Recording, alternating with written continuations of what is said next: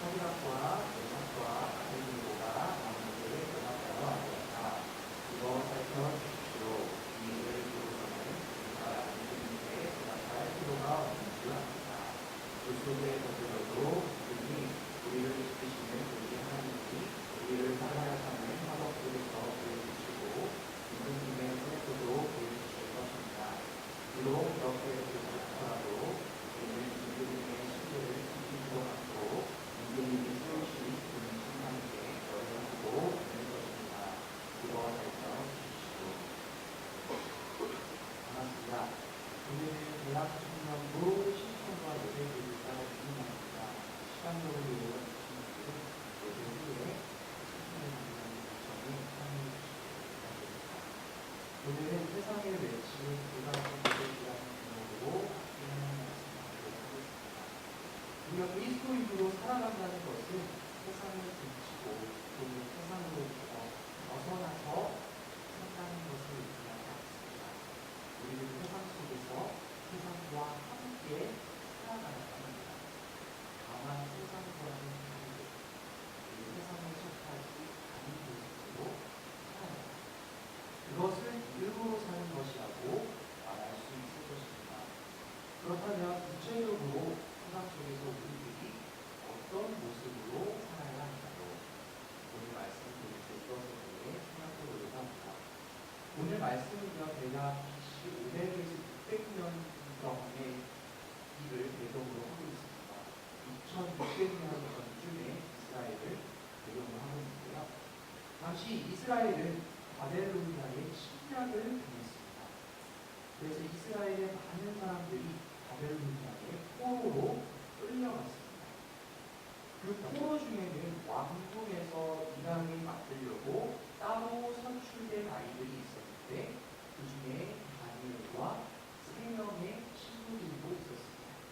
이 3명의 친구들이 이스라엘 이름으로는 하나냐, 미사엘, 아사랴였는데 바벨로니아 식으로 사드락, 메삭, 아벤느고로 형식을 나와요. 이 3명의 친구들은 하나님의 은혜와 도움을 받아서 굉장히 훌륭하고 똘똘하게 성장했습니다. 그리고 바벨로니아에서 지도자 훈련을 잘 받고 지방 관리로 임명을 받게 됩니다.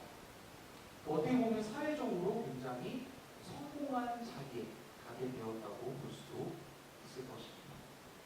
이렇게 안정적인 삶을 살 줄 알았던 이 3명의 친구들에게 시련이 찾아옵니다. 왕이 왕권을 강화하기 위해서 황금으로 신상을 만들었습니다. 그리고 그 신상을 황제라고 생각하며 숭배하라고 요구했습니다. 왕은 모든 관리들을 불러 모아서 제막식을 열었습니다. 당연히 이 3명도 그 자리에 참석해야 했습니다. 그 자리에서 왕이 이야기합니다. 악기들을 연주해 줄 테니 제의에 따라서 신상에 절을 하라. 만약 거부한다면 사형에 처하리라. 이런 협박에 가까운 왕의 명령에 겁을 먹고 모든 국민들이 그 신상에 절을 했습니다.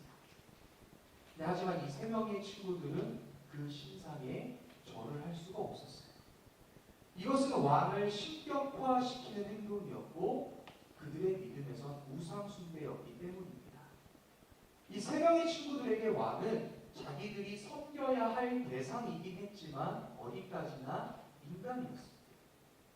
자신들의 신분적 위치가 왕을 섬기는 지방 관리였기 때문에 왕을 섬기는 것이지 왕이 신앙의 대상이 되었기 때문에 섬기는 건 아니었던 것입니다.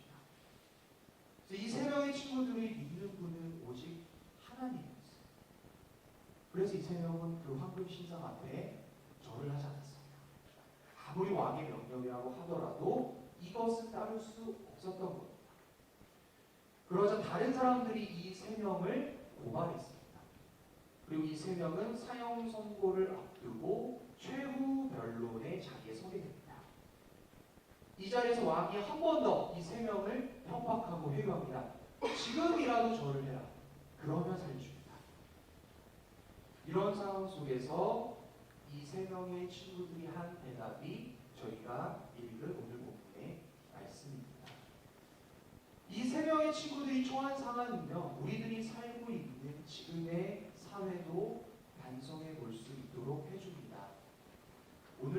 우리들 앞에 놓여있는 황금 신상이 무엇인지 아십니까? 제가 생각했을 때는 돈인 것 같아요. 자본주의 사회 속에서 세상은 아주 강력하게 우리들에게 명령합니다. 돈을 섬겨라. 그래야 살 수 있을 것이다. 만약 그렇지 않는다면 죽게 될 것이다. 우리 사회의 많은 영역에서 가치의 척도는 돈입니다. 세상의 모든 것들을 돈으로 환산해서 사유하는 것에 익숙해지도록 우리는 길들여지고 있습니다. 우리들의 문화는요, 돈에 대한 확고한 믿음을 자연스럽게 내면화시키려고 합니다. 효율성, 수익성, 가장 중요한 가치로 여겨집니다. 기왕이면 싼게 좋고, 기왕이면 이득을 남기는 게 좋고. 사실 여러분들이 뭔가를 하고 싶을 때요, 뭔가를 배우고 싶고, 어딘가 여행을 가고 싶고, 뭔가를 해보고 싶고, 할 때 가장 현실적으로 고민해야 하는 것 중에 하나가 돈입니다. 때문에 우리가 의식하지 않고 있으면 자연스럽게 돈을 숭배하면서 살아가게 된다는 것입니다. 이 세상은 우리들을 향해 돈이라는 황금 신상에 절을 하라고 명령하고 있습니다. 오늘 이 성경의 장면을 한번 상상해 보세요. 상식적으로 그 신상 앞에 온 국민이 다 절을 하는 그 모습이 얼마나 우스꽝스럽습니까? 얼마나 비인간적인 행동입니까? 그런데 그런 일이 벌어지고 있었다는 겁니다. 그리고 그런 행동이 어색하지 않도록 하기 위해서 제의적인 장치들을 마련해 주죠. 음악을 막 연주해 주면서. 우리들이 살고 있는 이 사회도 마찬가지예요. 물질에 집착하면서 사는 것이 어리석은 것이라는 것을 우리는 느끼고 감지합니다. 이 사회 속에서 인간성이 상실되는 모습들을 보면 당연히 이건 아닌데 하는 생각을 하게 됩니다. 그런데요, 세상은 그런 상황 속에서 양심의 가책을 느끼지 않도록 하기 위해서 물질을 추구하고 돈을 추구하고 사는 것이 전혀 이상하지 않도록 하기 위해서 이 물질적인 문화와 분위기를 계속해서 우리들에게 제공해 줍니다. 각종 매체들을 통해서 행복과 기쁨이 물질에 달려 있다라고 우리들에게 외칩니다. 그리고는 말합니다. 야, 다들 그렇게 사는 거야. 그렇게 안 살면 너만 죽어. 그리고 이런 유혹의 대부분의 사람들은 굴복하고 맙니다. 왜일까요? 죽음이 두렵기 때문에. 야, 그러면 큰일 나. 그러면 너만 죽어. 이 말에 다들 두려움을 느끼고 돈 앞에 고개를 숙이며 살고 있다는 것입니다. 여러분, 죽음에는요, 단순히 신체적 기능이 정지하는 그런 죽음만 있는 게 아닙니다. 죽음에는 사회적인 죽음이 있어요. 사람은요, 단순히 생존하기 위해서 살고 있는 게 아닙니다. 우리는 행복을 추구하기 위해서 살아갑니다. 그리고 우리가 기본적으로 행복과 기쁨을 얻는 방법은 다른 사람으로부터 인정을 받는 거예요. 그래서 관계가 단절되거나 차별을 당하거나 무시를 당하는 그런 사회적인 폭력, 사회적인 죽음은 우리들에게 아주 강력한 두려움을 느끼게 만듭니다. 별로 필요한 것이 아니더라도 다른 사람들이 다 가지고 있으면 나도 가지고 있어야 될 것 같아요. 어떤 집단에 속하기 위해서 뭔가가 필요하다면 무슨 수를 쓰더라도 그것을 갖춰야 할 것처럼 느껴집니다. 몇 년 전에 문제가 됐던 무슨 제품의 바람막이, 무슨 제품의 복잡화, 다 그런 것이죠. 그러다 보니까 물질이 필요하고 물질을 갖추려니까 돈이 필요합니다. 그래서 돈이 있어야 행복할 수 있다라는 결론에 도달하고 자연스럽게 돈을 추구하는 인생을 살아가게 되는 것입니다. EBS에서요, 자동차 2대로 실험을 했습니다. 한 대는 비싼 외제차, 한 대는 값싼 경차.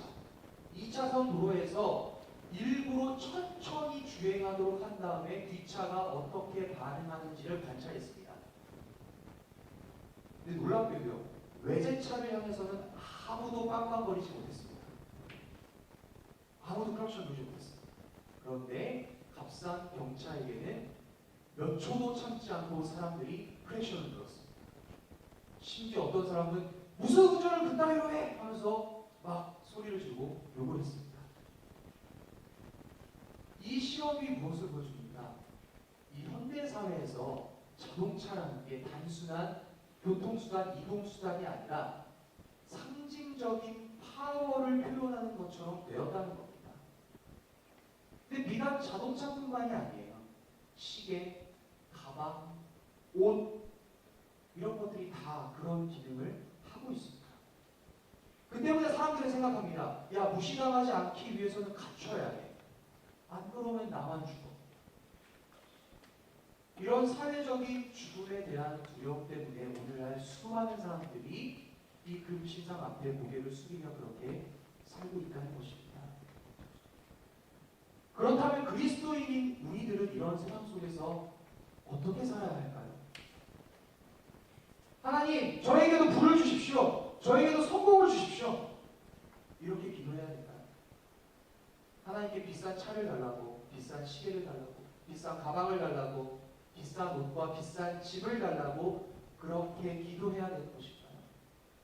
그렇게 물질을 얻어서 죽음을 피하게 해달라고 기도하는 것이 그리스도인으로 살아가는 것일까요?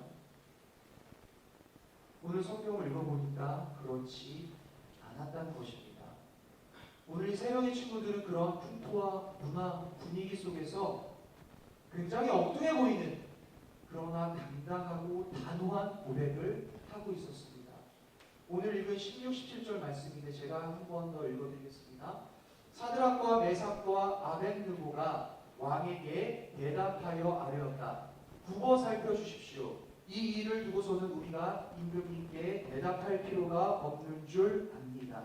불 속에 던져둬도 임금님 우리를 지키시는 우리 하나님이 우리를 활활 타는 화덕 속에서 구해주시고 임금님의 손에서도 구해주실 것입니다. 아멘. 이 세 명의 친구들이 뭐라고 선포합니까?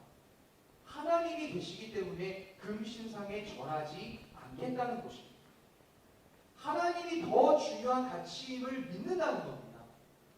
우리의 생명과 삶의 주인이 하나님이시라고 선포한 것입니다.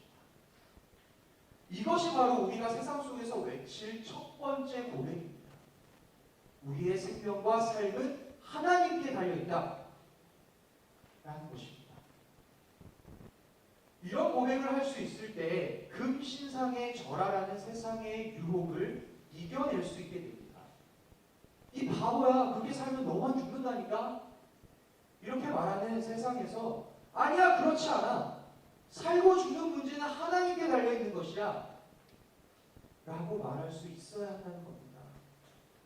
돈과 물질을 따르라고 말하는 세상 속에서 하나님의 주권과 구원을 외치는 것입니다.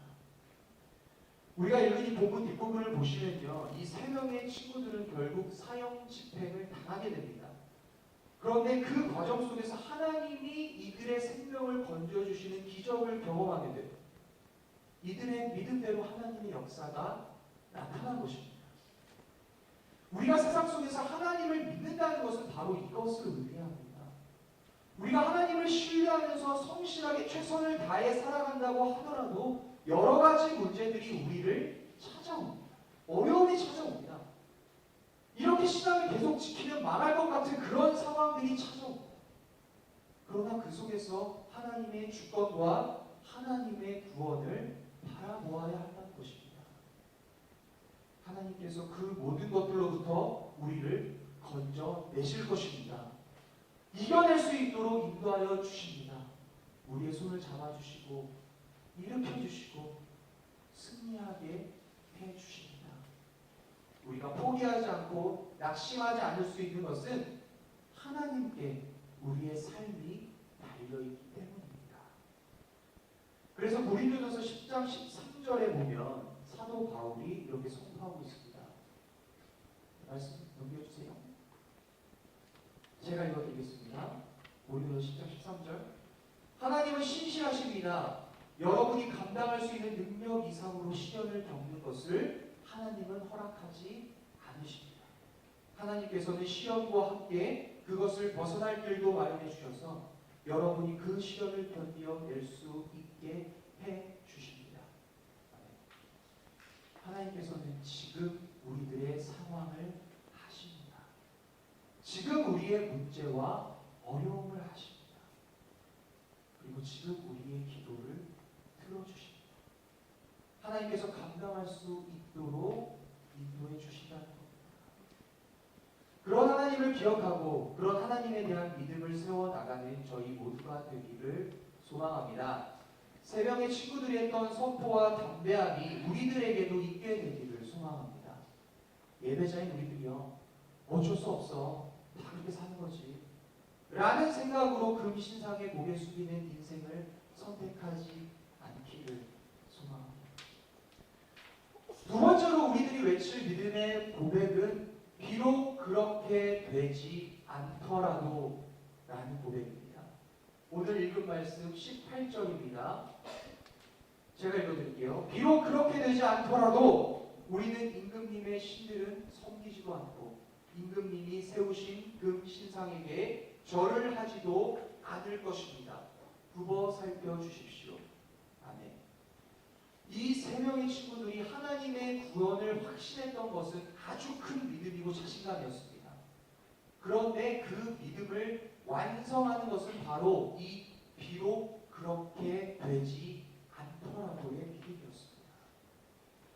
이 앞서 말씀드린 첫 번째 믿음만 있다면 우리는 자칫 잘못된 생각을 갖게 될 수가 있습니다.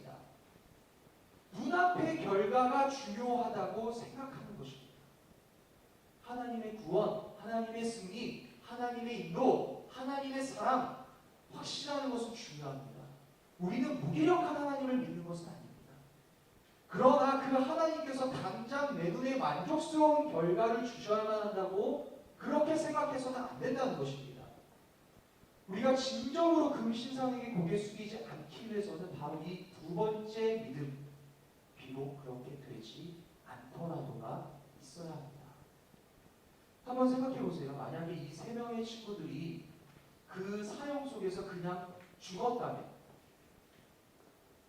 우리는 그 뒷부분에 하나님 구해주신 내용을 알지만 만약에 하나님이 구해주시지 않았고 이들이 그냥 죽었다면 그 죽음은 헛된 죽음이었을까요? 아무 의미도 없는 그런 죽음이었을까요? 그렇지 않았을 거라는 겁니다. 만약 이들이 그렇게 죽게 되었더라도 거기서부터 또 다른 하나님의 역사가 시작되었을 거예요. 그게 바로 비록 그렇게 되지 않더라도의 믿음입니다. 사도행전 6장부터 8장까지의 내용을 살펴보시면 스데반이라는 사람의 이야기가 나와요. 이 스데반이라는 분은요, 아주 담대하게 예수님의 그 복음을 증거했고 그리고 말씀을 선포했습니다. 그런데 당시에 유대교 사람들이 이 스데반을 돌로 쳐서 죽여버립니다. 그럼 이 스데반의 죽음은 아무 의미가 없었던 것일까요? 이 스데반의 죽음은 무의미했던 것일까요? 그렇지 않았다는 것입니다. 이 스데반의 죽음은 사도 바울의 출발점입니다. 그리고 사도 바울은 기독교 복음이 온 유럽으로 전파되는 출발점이 되었습니다. 1960년대에 미국 사회에 흑인들에 대한 차별이 어마어마하게 있었습니다. 아주 구체적인 부분에서부터 차별이 있었습니다. 혹시 시간이 되시면 몇 년 전에 나온 헬퍼라는 영화를 한번 봐보시길 바랍니다. 버스에서도 흑인과 백인 칸을 나눠놓고 공공시설도 다 영역을 나눠놓고 흑인에 대한 잘못되고 왜곡된 정보들로 흑인들이 병을 옮긴다 막 이러면서 사회적으로 굉장한 차별을 했습니다. 그리고 이 시대에 마틴 루터 킹이라는 목사님이 흑인들의 권리를 위해서 연설을 하시고 사회운동을 하셨습니다. 그러다가 1968년 4월 4일에 한 백인 암살자에게 총을 맞고 돌아가십니다. 이렇게 돌아가시는 이 목사님의 죽음은 아무 의미가 없었던 것일까요? 헛된 죽음이었던 것일까요? 거기에서부터 미국에 굉장히 많은 차별들이 없어지는 시발점이 되었습니다. 물론 아직도 많은 차별들이 남아있지만 그 1960년대에 비하면 많은 차별들이 없어졌죠. 게다가 마틴 루터 킹 목사님이 했던 설교 I have a dream이라는 이 설교는 몇십 년이 지난 지금까지도 회자되고 읽혀지고 보여지고 남아있습니다. 무엇보다도요, 우리는 예수님을 생각해야 돼요. 예수님이 이 땅에 오셔서 진리의 말씀을 전해주셨습니다. 아픈 사람들 고쳐주시고 귀신을 쫓아내시고 배고픈 사람들을 먹여주셨습니다. 그렇게 좋은 일만 하셨는데 십자가에 처참하게 돌아가십니다. 이렇게 돌아가신 예수님의 죽음은 아무 의미가 없는 것일까요? 헛된 죽음이었을까요? 아니었다는 겁니다. 예수님의 죽음은 온 우주를 구원하는 역사의 출발이 되었기 때문입니다. 이렇듯 비록 그렇게 되지 않을지라도의 믿음은 세상을 변화시키는 하나님의 통로가 되는 것입니다. 비록 그렇게 되지 않을지라도의 믿음은 하나님 나라에 대한 소망을 갖게 해줍니다. 그 소망 때문에 우리가 하나님을 끝까지 붙잡을 수 있는 것입니다. 우리가 믿음을 지켰더니 문제가 다 극복되고 하나님을 의지했더니 어려움이 다 해결되고 기도했더니 다 이루어지고 그렇게 된다면 얼마나 좋겠습니까? 여러분, 예수님 믿으면 무조건 개이득입니다. 건강해집니다. 돈 많이 법니다. 성공합니다. 하는 일마다 다 잘 됩니다. 그렇게 말할 수 있으면 얼마나 좋겠어요. 저도 그렇게 말하고 싶죠. 근데 성경을 살펴봐도 기독교 역사를 살펴봐도 그게 아니었다는 겁니다. 그렇게 말하는 건 기독교를 이용해 사기치는 거예요.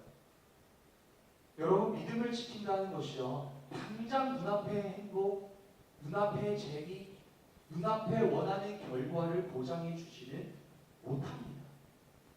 때문에 매사가 내 생각대로 다 풀리고 진행되어야만 한다는 집착과 고집을 내려놓아야 합니다. 그럴 때에 우리의 믿음이 성장한다는 것입니다. 항상 우리의 생각을 넘어서는 하나님의 능력과 섭리와 계획이 있다는 사실을 기억해야 합니다. 예수님께서 십자가를 지시기 전에 했던 기도를 우리는 배워야 합니다. 아버지여, 나의 원대로 마옵시고 아버지의 원대로 하옵소서. 오늘 이 세 명의 친구들은 아주 당당하게 말했습니다. 비록 그렇게 되지 않을지라도 우리는 금신상 앞에 절하지 않을 것입니다. 이들은 하나님의 역사와 하나님의 큰 뜻이 있음을 믿었습니다. 하나님을 선택하는 것, 다른 사람들이 보기엔 바보 같고 어리석어 보이는 그 선택이 결코 헛된 일이 아니라는 것을 믿었다는 것입니다. 이런 고백기에 우리들의 믿음을 세운다면 우리는 세상이 감당할 수 없는 하나님의 사람이 되는 것입니다. 물론 그런 선택을 하는 것이 쉽지 않을 것입니다. 그러나 담대하게 그 길을 간다면 모든 사람들이 다 금신상에 절을 할 때 우리가 그것에 고개를 숙이지 않는다면, 다른 사람들이 물질적인 가치를 추구하며 살아갈 때 우리들은 거기에 굴하지 않는다면, 그렇다면 하나님께서 우리를 통해 놀라운 일을 행하실 것입니다. 비록 그렇게 되지 않을지라도 라는 고백을 할 수 있는 저희 모두가 되기를 소망합니다. 말씀을 정리하겠습니다. 어떤 분은 그런 질문이 떠오를지도 모르겠습니다. 아니, 전도사님, 그럼 우리는 세상 속에서 돈 벌지 말고 살아야 되나요? 경제활동하지 않다가 굶어 죽으란 말인가요? 당연히 그런 말은 아닙니다. 여러분, 우리는 돈과 무관하게 살 수는 없죠. 우리는 돈을 벌고 또 돈을 사용하면서 살아야 합니다. 그러나 돈을 넘어서는 진리와 가치를 볼 수 있어야 한다는 것입니다. 예수님께서 보여주신 그 공의와 사랑, 평화와 나눔, 천국과 영생이라는 그 돈의 영역을 벗어나는 어떤 신비로운 세계를 꿈꾸고 그 세계를 향해 나아가야 한다는 것입니다. 우리가 진짜 예수님을 만나면요, 돈이라는 것은 그냥 사용하는 도구일 뿐이라는 것을 깨닫게 됩니다. 그래서 세상 사람들이 집착하고 두려워하지만 우리들은 물질로부터 자유롭고 해방을 얻을 수 있는 것입니다. 세상 사람들과는 다른 가치 판단의 기준을 가지고 살아갈 수 있는 것입니다. 마지막으로 이 말씀 나누려고 합니다. 사도행전 4장 32절 35절의 말씀에 초대교회의 모습을 이렇게 묘사해주고 있습니다. 많은 신도가 다 한 마음과 한 뜻이 되어서 아무도 자기 소유를 자기 것이라 하지 않고 모든 것을 공동으로 사용하였다. 사도들은 큰 능력으로 주 예수의 부활을 증언하였고 사람들은 모두 큰 은혜를 받았다. 그들 가운데는 가난한 사람이 한 사람도 없었다. 땅이나 집을 가진 사람들은 그것을 팔아서 그 판돈을 가져다가 사도들의 발 앞에 놓았고 사도들은 각 사람에게 필요에 따라 나누어 주었다. 아멘. 그러니까 돈과 물질에 지배당했던 세상과는 다르게 생명과 평화를 위해 돈과 물질을 사용하는 일이 그리스도인들 사이에 있었다는 것입니다. 죄와 사망의 권세를 무너뜨린 예수 그리스도 안에 있던 그 성도들에게는 이 물질에 대한 두려움이 없었기 때문입니다. 여러분, 우리는 분명히 기억해야 됩니다. 우리의 삶의 문제들은요, 이 땅의 것들을 아무리 모아도 결코 해결되지 않습니다. 좋은 물건, 좋은 차, 좋은 집, 좋은 보험, 좋은 인간관계, 좋은 직업, 좋은 지위, 그것들이 우리들을 구원하지 못합니다. 그것들이 있으면 조금 편리한 것일 뿐이죠. 그것들이 있다고 모든 게 다 해결되는 거 절대 아닙니다. 그것들을 아무리 채워도 항상 뭔가 텅 빈 것 같을 것입니다. 원하던 걸 원하던 걸 얻게 되어도 하려던 것을 다 이루게 되어도 결국은 포기할 것입니다. 이 땅에 사는 동안에 평생 그런 것입니다.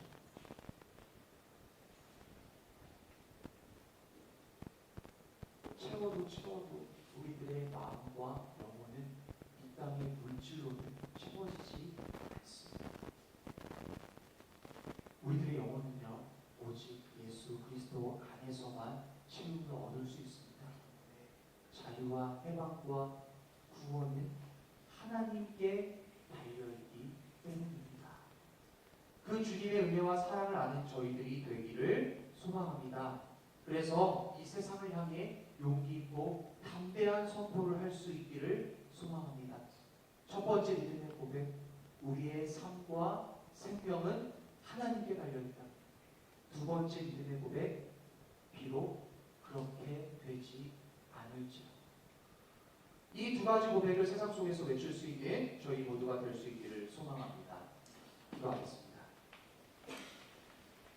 우리와 함께 하시고 우리를 지켜주시는 하나님, 다양한 삶의 문제들이 저희들에게 찾아올 때 그것을 극복하고 이겨낼 수 있는 용기와 분별력을 더하여 주옵소서.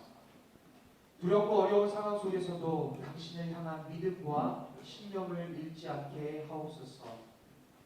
당신이 아닌 다른 것을 숭배하며 섬기라고 말하는 세상의 외침 속에서 돈을 섬기라고, 물질을 섬기라고, 성공을 섬기라고, 그렇지 않으면 죽을 것이라고 위협하는 세상 속에서 우리의 생명이 오직 당신께 달려있음을 선포하고 고백하며 담대함을 주옵소서.